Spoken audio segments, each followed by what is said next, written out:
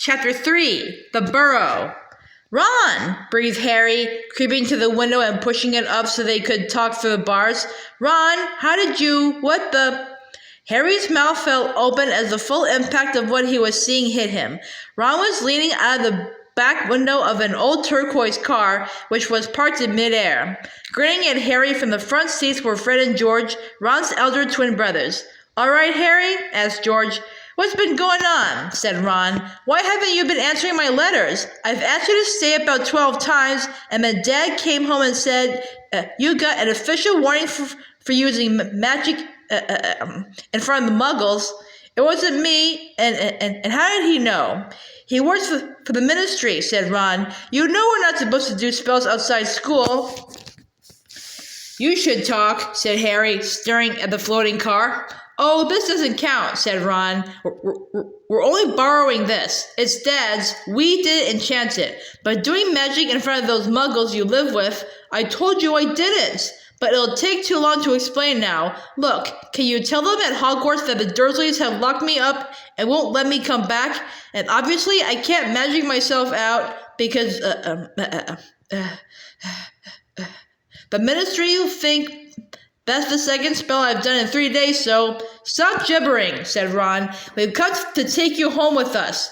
But you can't magic me out either." "We don't need to," said Ron, jerking his head toward the front seat and grinning.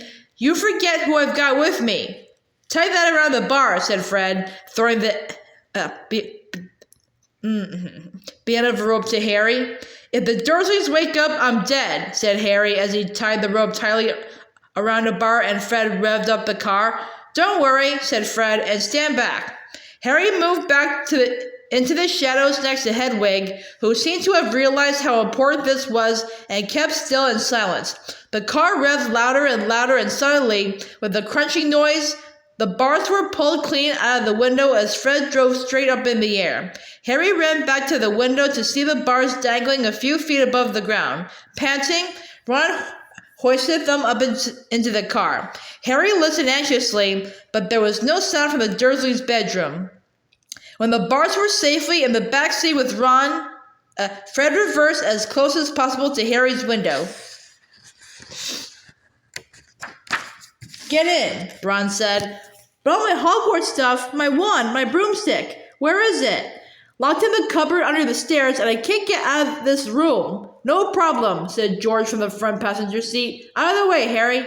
Fred and George climbed cat-like through the window into Harry's room. You had to hand it to them, thought Harry, as George took an ordinary hairpin from his pocket and started to pick the lock.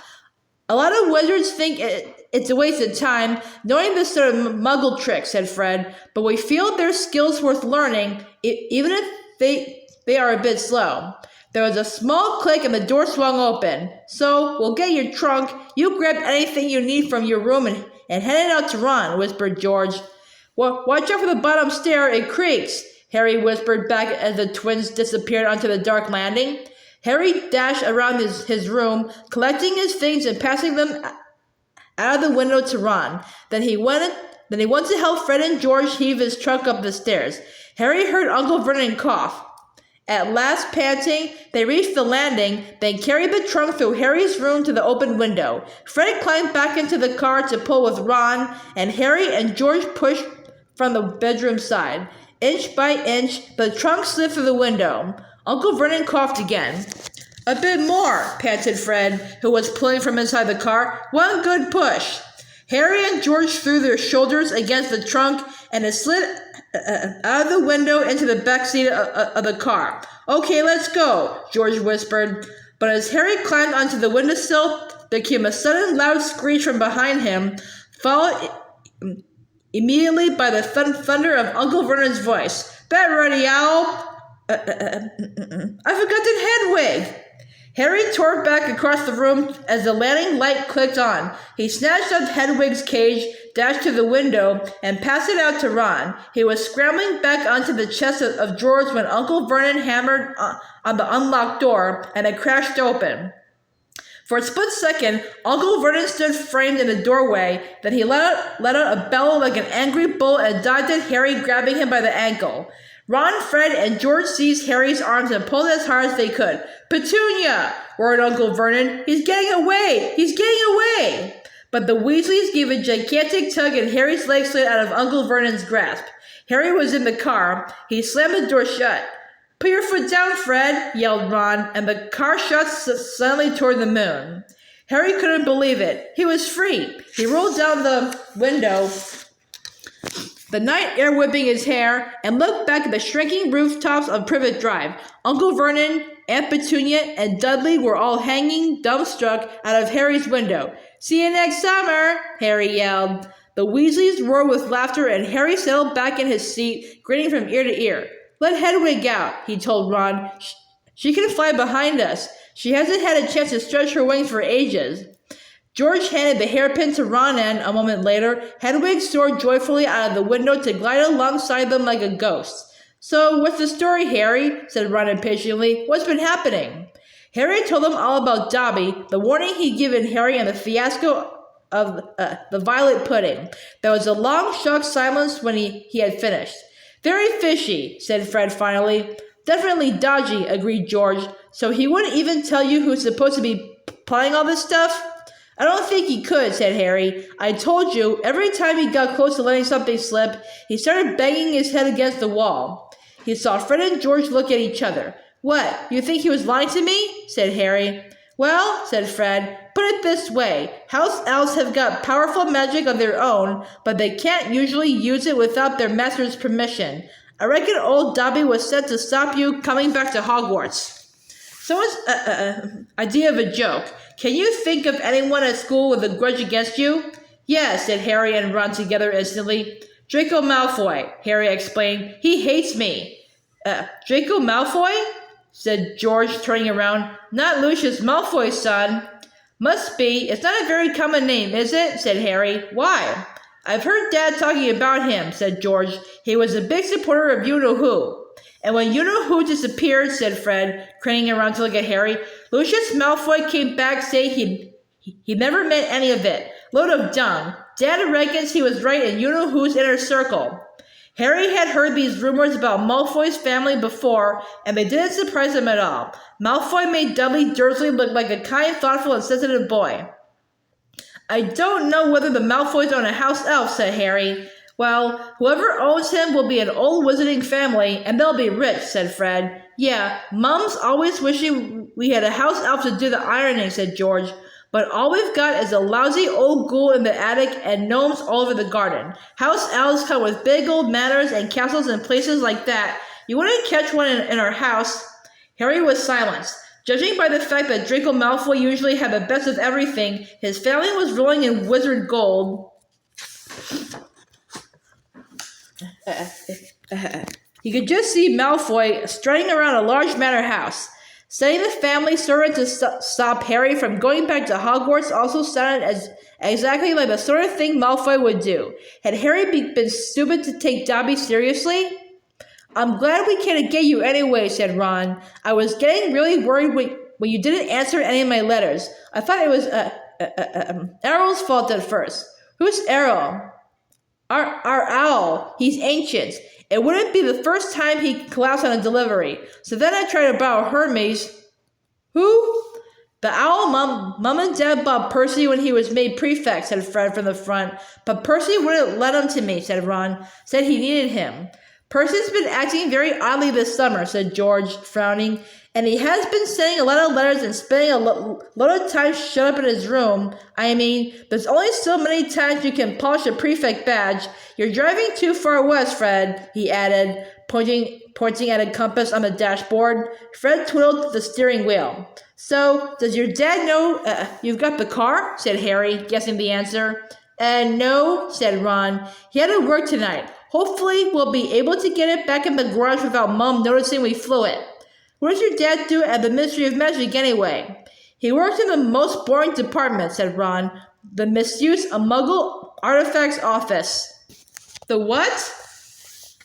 It's all to do with bewitching things that are muggle made, you know, in case they end up back in a muggle shop or house. Like last year, some old witch died and her tea set was sold to an antique shop. This muggle woman bought it, took it home, and tried to serve her friends tea in it. It was a nightmare. Dad was working overtime for weeks. What happened? The teapot went berserk and squirted boiling tea all over the place, and one man ended up in the hospital with the sugar tongs clamped to his nose.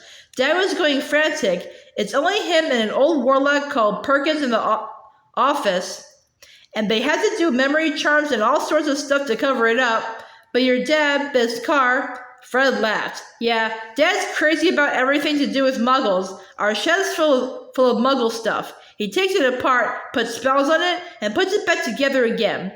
If he raided our house, he'd have to put himself under arrest. It drives Mum mad. That's the main road, said George, peering down through the windshield. We'll be there in 10 minutes. Just as well, it's getting light. A faint pinkish glow was visible along the horizon to the east. Fred brought the car lower, and Harry saw a dark patchwork of fields and clumps of trees. We're a little way outside the village, said George. Ottery's St. Catchpole. Lower and lower went the flying car. The edge of a brilliant red sun was now gleaming through the trees. Touchdown, said Fred as, with a slight bump, they hit the ground. They had landed next to a tumble-down garage in a small yard, and Harry looked out for the first time at Ron's house. It looked as though it had once been a large stone pig pen, but extra rooms had been added here and there until it was several stories high and so crooked it looked as though it were held up by magic, which, Harry reminded himself, it probably was. Four or five chimneys were perched on top of the red roof. A lopsided sign stuck in the ground near the entrance read, "The Burrow." Around the front door lay a jumble of rubber boots and a very rusty cauldron. Several fat brown chickens were pecking their way around the yard. "It's not much," said Ron. "It's wonderful," said Harry happily, thinking of Privet Drive.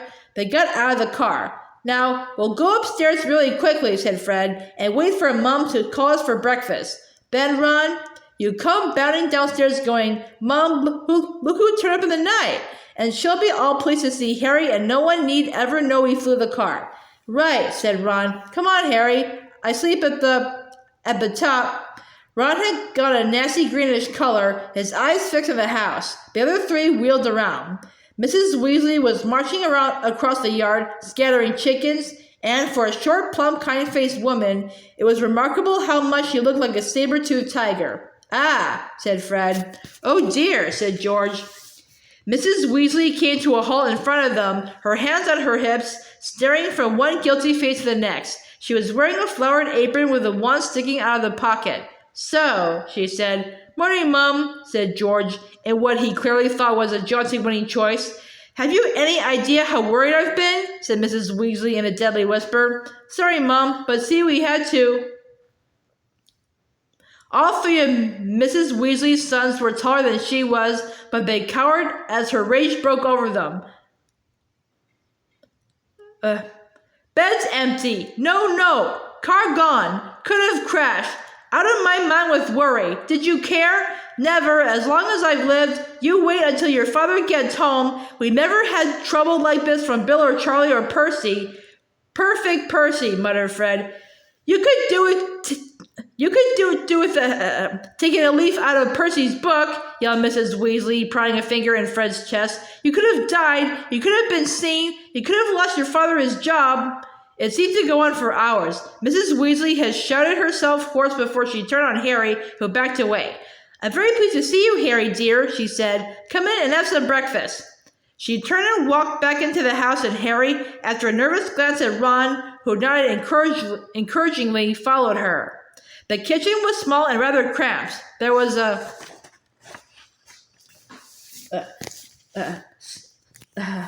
scrub wooden table and chairs in the middle, and Harry sat down on the edge of his seat, looking around. He had never been in a wizard house before.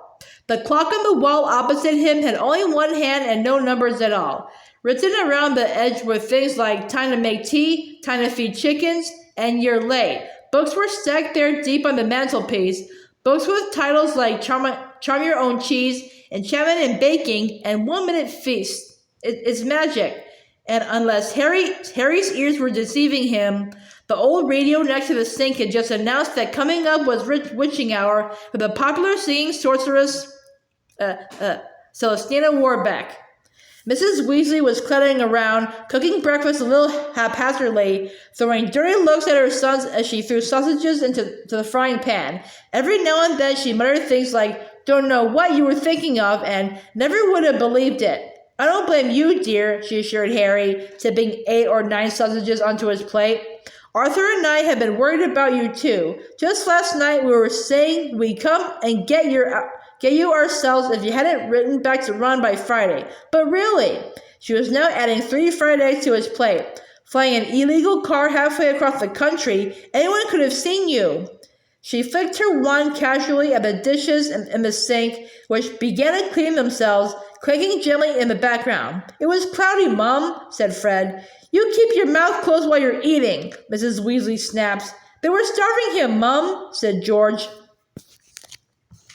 "And you," said Mrs. Weasley, but it was with a slightly softened expression that she started cutting Harry bread and buttering it for him. At that moment, there was a diversion in the form of a small red-headed figure in a long nightdress who appeared in the kitchen, gave a small squeal, and ran out again. "Ginny," said Ron in an undertone to Harry, "my sister. She's been talking about you all summer." "Yeah, she's been wanting your autograph, Harry," Fred said with a grin, but he cut his mother's eye and bent his face over his plate without another word. Nothing more was said until all 4 plates were clean, which took a surprisingly short time.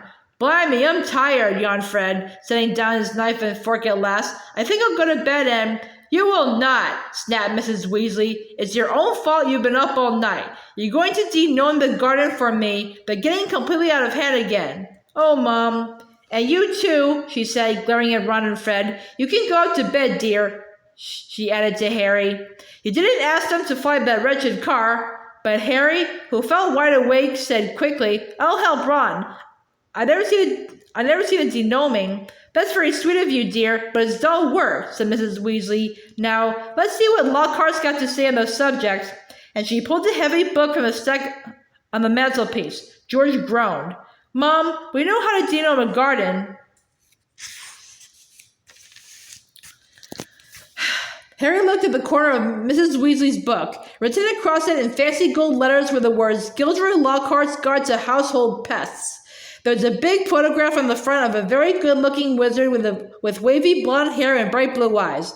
As always in the wizarding world, the photograph was moving. The wizard, who Harry supposed was Gilderoy Lockhart, kept winking cheekily up at them all. Mrs. Weasley beamed down at him. "Oh, he is marvelous," she said. "He knows his household pests, all right. It's a wonderful book."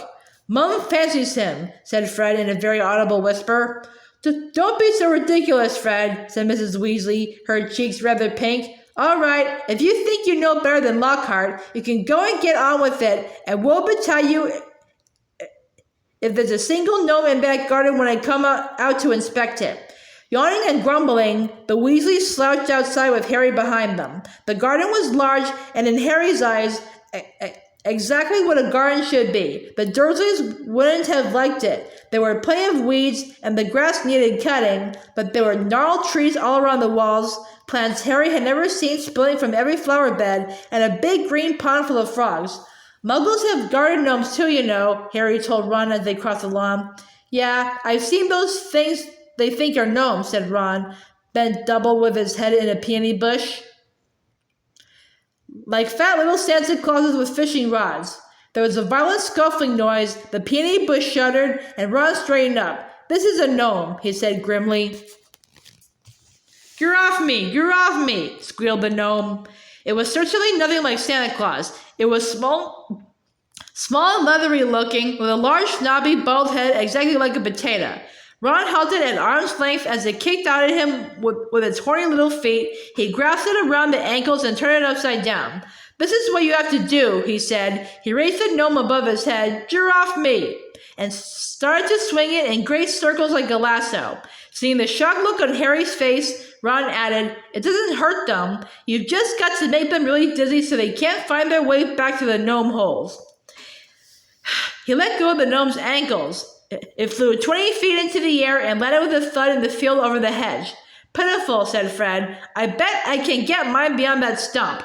Harry learned quickly not to feel too sorry for the gnomes. He decided just to drop the first one he caught over the hedge, but the gnome, sensing weakness, sank its razor-sharp teeth into Harry's finger, and he had a hard job shaking it off until, "Wow, Harry, that must have been 50 feet. The air was soon thick with flying gnomes. "See, they're not too bright," said George, seizing 5 or 6 gnomes at once. The moment they know the denoming's going on, they storm up to have a look. You'd think they'd have learned by now just to stay put. Soon, the crowd of gnomes in the field started walking away in the straggling line, their little shoulders hunched. "They'll be back," said Ron as they watched the gnomes disappear to the hedge on the other side of the field. "They love it here. Dad's too soft with them. He thinks they're funny."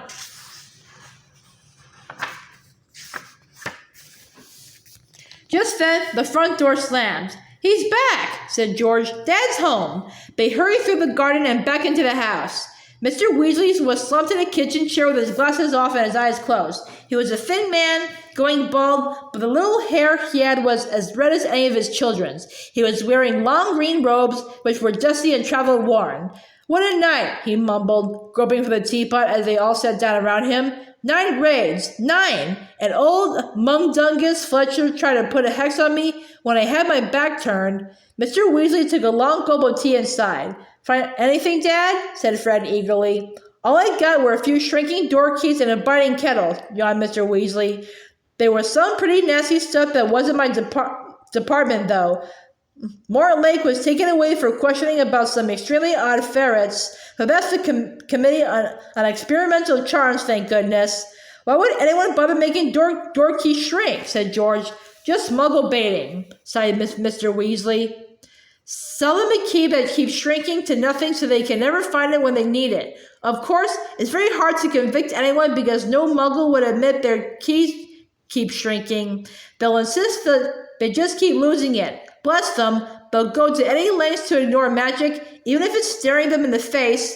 But the things our lot have taken to enchanting, you wouldn't believe. Like cards, for instance." Mrs. Weasley had appeared, holding a long poker like a sword. Mr. Weasley's eyes jerked open. He stared guiltily at his wife. "Cards, Molly dear?" "Yes, Arthur, cards," said Mrs. Weasley, her eyes flashing. Imagine a wizard buying a rusty old car and telling his wife all he wanted to do with it was take it apart to see how it worked, while really he was enchanting it to make it fly. Mr. Weasley blinked. "Well, dear, I think you'll find that he would be quite within the law to do that, even if he maybe would have done better to tell his wife the truth. There's a loophole in the law, you'll find. As long as he wasn't intending to fly the car, the fact that the car could fly wouldn't.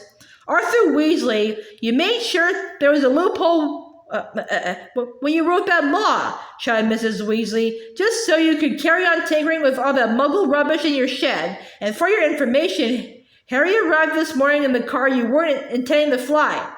"Harry?" said Mr. Weasley blankly. "Harry who?" He looked around, saw Harry, and jumped. "Good Lord, is it Harry Potter? Very pleased to meet you. Ron's told us so much about your sons flew that car to Harry's house and back last night," shouted Mrs. Weasley. "What have you got to say about that, eh?" "Did you really?" said Mr. Weasley eagerly. "Did it go all right?